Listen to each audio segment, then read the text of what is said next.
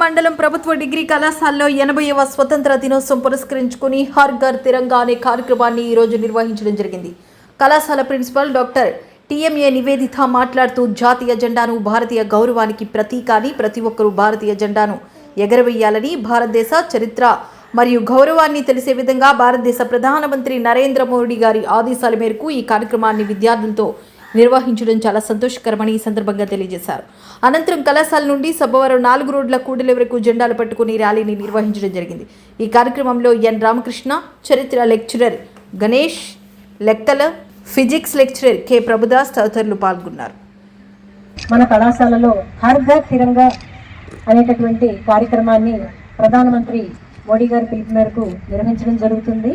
ఈ హర్ ఘర్ తిరంగా కార్యక్రమంలో భాగంగా మన జాతీయ జెండాని గౌరవించి ప్రతి ఒక్కరూ కూడా వారి ఇంటి దగ్గర అలాగే మన కళాశాల ప్రాంగణంలోనూ ఎగరవేసుకోవచ్చు.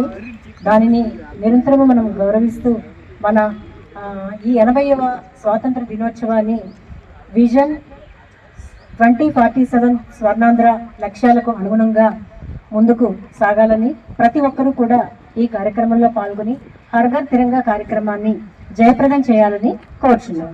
भारत माता की जय, भारत माता की जय, भारत माता की जय।